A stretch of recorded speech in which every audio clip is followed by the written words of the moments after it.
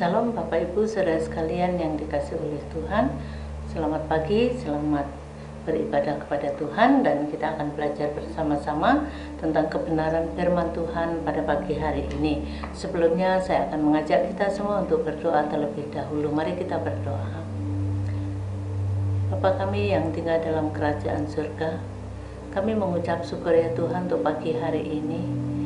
Kalau Tuhan izinkan kami kembali memuji memuliakan nama-Mu, kami boleh bersekutu di hadapan-Mu ya Tuhan, dan kami boleh mendapat kekuatan baru yang daripada Tuhan untuk menyenangkan hati-Mu.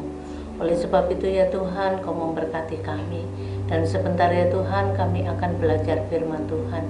Beri hikmat akal budi kepada kami, untuk kami boleh mengerti rahasia-rahasia firman Tuhan ini yang akan menjadi panduan di dalam kehidupan kami.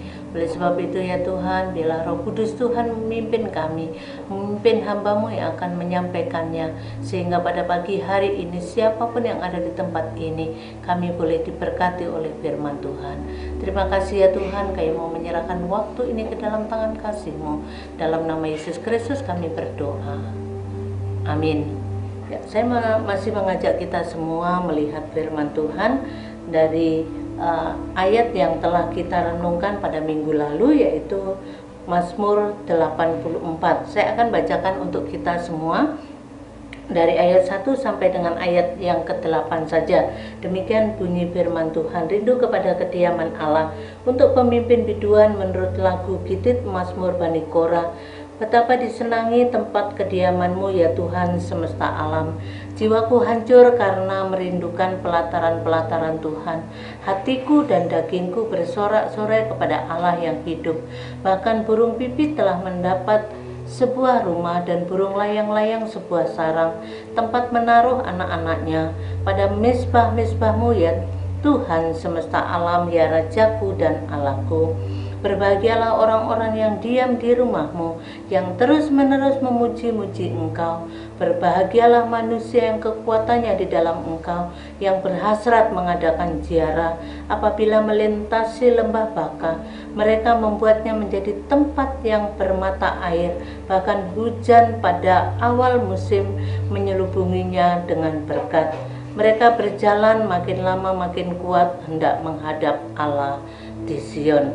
Ya, minggu lalu kita belajar bagaimana para peziarah atau orang-orang yang rindu untuk datang kepada Tuhan, mereka harus melewati tempat yang begitu sulit. Tetapi pada pagi hari ini saya mau memberikan satu tema, bahagia di dalam Tuhan.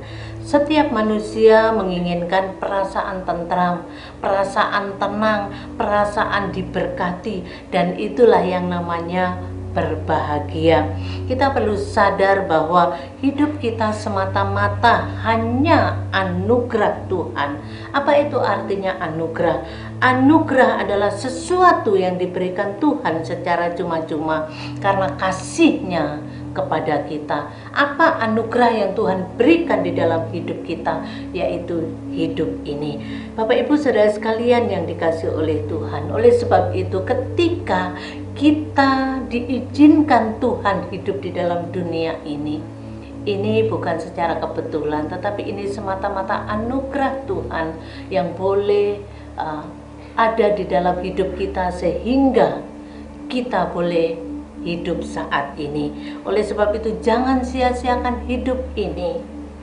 Hidup ini adalah sesuatu yang sangat berharga. Oleh sebab itu Bapak Ibu Saudara sekalian, sedapat mungkin kita menjadikan hidup ini bukan hanya bahagia di bumi ini, tetapi kebahagiaan itu kita mulai dari bumi ini sampai kepada kekekalan nanti.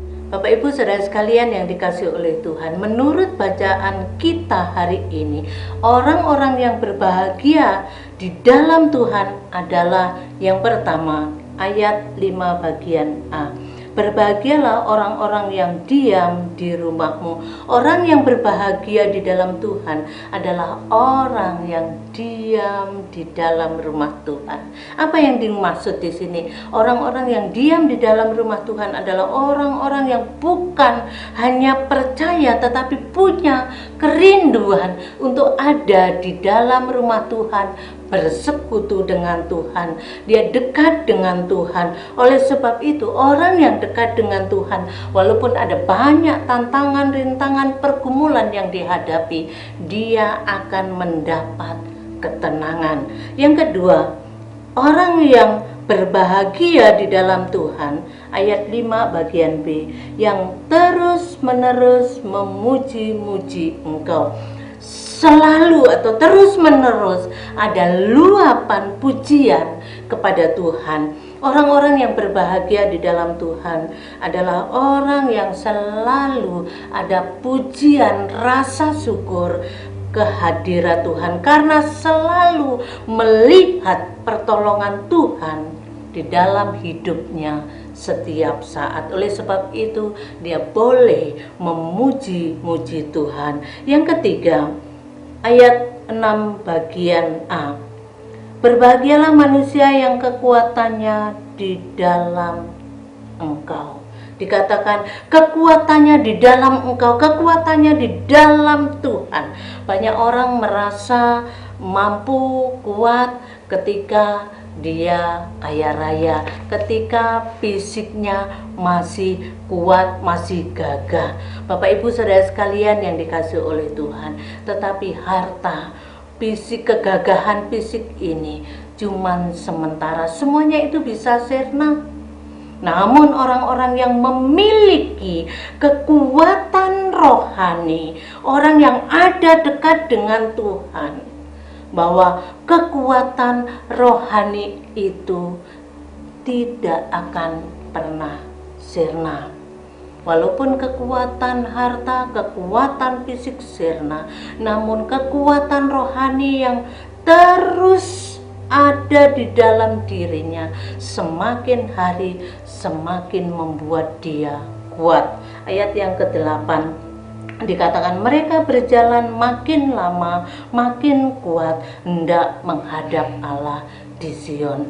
Bapak Ibu Saudara sekalian yang dikasihi oleh Tuhan, kita boleh melihat orang yang kuat walaupun sesuatu yang tidak enak. Dikatakan di dalam ayat yang ke-7, apabila dia melintasi lembah bakal ataupun kesulitan-kesulitan, itu tidak menjadikan dia kecewa, tetapi menjadikan itu berkat. Minggu lalu kita sudah pelajari hal ini. Bagian yang keempat, orang yang berbahagia, ayat yang ke-6 bagian B, yaitu yang berhasrat mengadakan ziarah. Ziarah di sini bukan mendatangi tempat keramat, tetapi bagaimana orang yang berziarah itu adalah mengingat perbuatan Allah yang pernah terjadi di dalam kehidupannya, sehingga dia merasa bahwa selalu ada pertolongan di dalam Tuhan, sehingga orang itu terus kuat dan dia boleh berbahagia. Bapak Ibu Saudara sekalian yang dikasihi oleh Tuhan, oleh sebab itu kita hari ini sungguh orang-orang yang luar biasa kalau kita boleh dekat dengan Tuhan. Bagaimana kita boleh berbahagia di dalam Tuhan ketika kita selalu diam di rumah Tuhan, selalu terus-menerus memuji-muji Tuhan. Kita boleh kuat di dalam Tuhan. Kita juga punya hasrat untuk berziarah, yaitu kita boleh melihat perbuatan Allah yang pernah terjadi dalam hidup kita. Bagaimana Bapak Ibu Saudara sekalian yang dikasihi oleh Tuhan, apakah hari ini kita adalah orang-orang yang berbahagia? Orang-orang yang berbahagia di dalam Tuhan adalah orang-orang yang memiliki Tuhan itu dan dekat dengan Tuhan itu sendiri. Seperti pemazmur ini katakan bahwa orang-orang yang berbahagia adalah orang yang selalu ada bersama dengan Tuhan. Kiranya lewat firman Tuhan hari ini boleh memberkati kita, menolong kita menjadi orang-orang yang berbahagia saat ini sampai Tuhan Yesus datang yang kedua kali. Amin. Mari kita berdoa. Bapa di surga, terima kasih untuk firman Tuhan hari ini.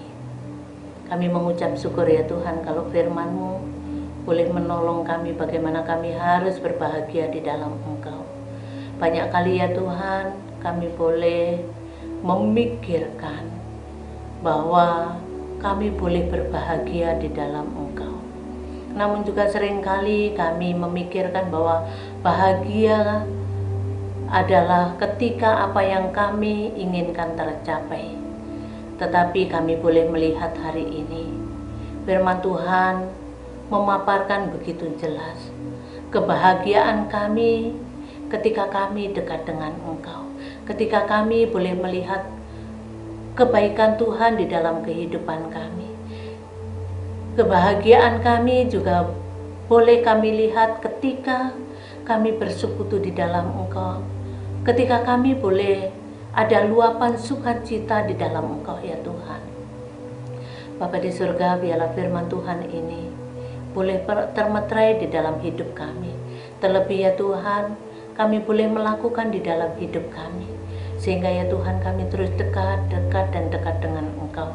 Sehingga ya Tuhan, kebahagiaan yang Tuhan berikan menjadi bagian kami. Terima kasih ya Tuhanlah doa kami. Di dalam nama Yesus Kristus kami mengucap syukur. Amin.